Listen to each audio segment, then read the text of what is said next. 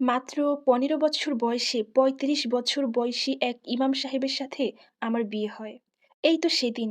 আমার বাচ্চা হওয়ার ৪ মাস পর শারীরিক সম্পর্ক করতে চায়নি বলে সে আমার গোপনাঙ্গ কেটে দেয়।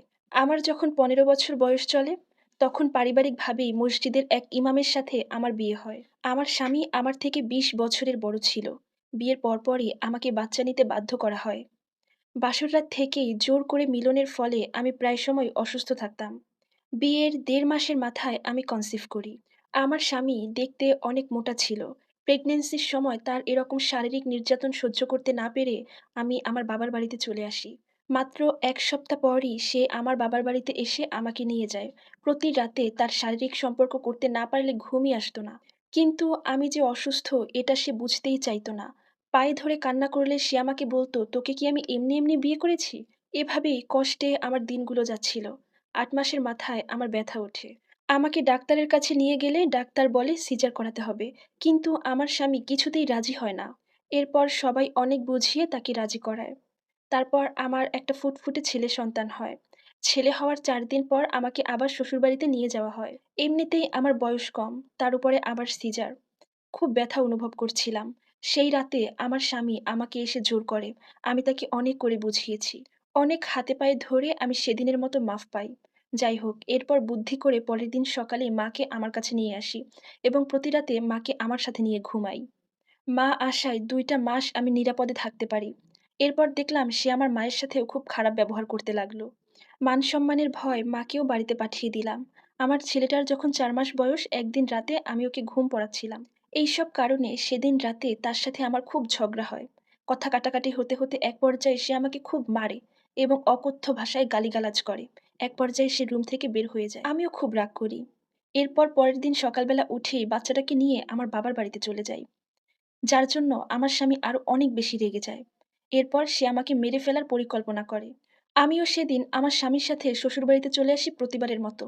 সেদিন রাতে আমার স্বামীকে দেখলাম একটা ব্লেড, গজ কাপড় এবং একটা রশি নিয়ে রুমে আসতে। রুমে ঢুকেই সে দরজা বন্ধ করে দেয়। আমি তাকে জিজ্ঞেস করলাম, "এসব দিয়ে আপনি কি করবেন?" সে আমাকে জবাব দিলেন, "তোর তেজ কমাবো।" সে আমার কাছে এসে রশি দিয়ে আমাকে বাঁধলো। আমি তখন তাকে বললাম, "কি করতেছেন এসব?" সে আমাকে বলে, "২ দিন পর, পর রাগ দেখিয়ে তুই বাপের বাড়িতে চলে যাস। আমার সাথে শুইতে তোর ভাল লাগে না? এত তেজ পাও কই, আসে কই দিয়ে?" এরপর সে আমাকে ধাক্কা মেরে বিছানায় ফেলে আমার কাপড় খুলে দেয়। আমি বারবার ওঠার চেষ্টা করি। তখনই আমি তার পা ধরে ক্ষমা চাই। সে আমার মুখের উপরে একটা লাথি মারে। যার জন্য আমার নাক মুখ ফেটে রক্তাক্ত হয়ে গেছে। তখন আমি চিৎকার দিয়ে উঠি। আমার চিৎকার শুনে বাচ্চাটাও ঘুম থেকে জেগে যায়। সেও কাঁদতে শুরু করে। এরপর আমার স্বামী ব্লেড দিয়ে আমার লজ্জাস্থান কাটতে থাকে। আমি তখন প্রচণ্ড ব্যথায় চিৎকার করতে, করতে অজ্ঞান হয়ে যাই। এরপর সে ওই কাটা জায়গায় গজ কাপড় দিতে থাকে। ঠিক তখনই আমার জ্ঞান ফিরে যায়। আর আমার জ্ঞান ফেরা দেখে ওই পাষণ্ড লোকটা আমার মুখের বাঁধন খুলে দেয়। আমার তখন প্রচণ্ড ব্যথা অনুভব হচ্ছিল।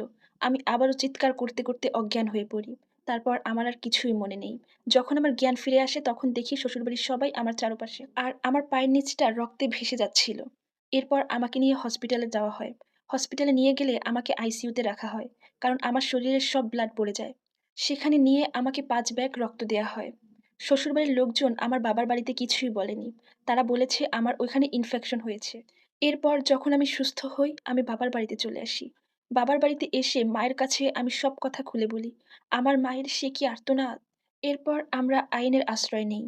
তারা বলেছে আমার ছেলেকে আমাকে দিবে না। কিন্তু আমার জীবন থাকতে আমার ছেলেকে আমি অন্য কাউকে পেতে দিব না। একবার ভেবে দেখেন একজন স্বামী কতটা পাষণ্ড হলে নিজের স্ত্রীকে এমন কষ্ট দিতে পারে। আর এই সম্পূর্ণ স্টোরিটা একটা আপুর জীবন থেকে নেয়া। এই গল্পের সাথে আমার জীবনের কোনো মিল নেই। ধন্যবাদ।